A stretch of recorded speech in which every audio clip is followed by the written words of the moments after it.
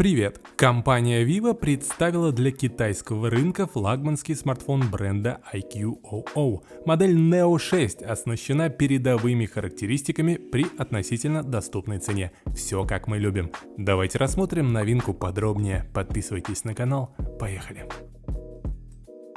Что касается технических характеристик, то вы видите их на своем экране. Вес смартфона 193,5 грамм, дисплей 6,62 дюйма, AMOLED 120 Гц HDR, процессор самый последний от Qualcomm, память 8/12 оперативный или 128/256 гигабайт постоянный на выбор. Что касается камер, то их много. Сенсор на 64 мегапикселя, на 12 и на 2 мегапикселя, фронталка 16 мегапикселей.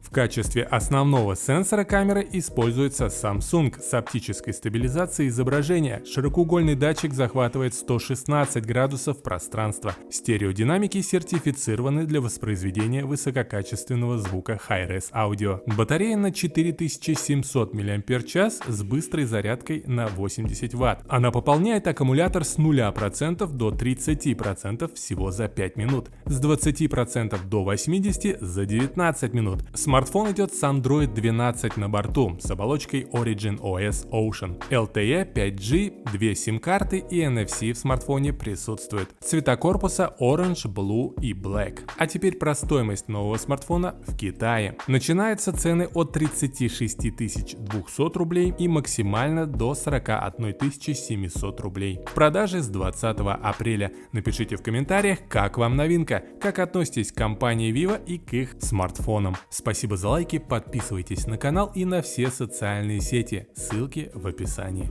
Кстати, не забудьте про группу в Telegram, там публикуются самые выгодные цены. Впереди много интересного. Пока-пока.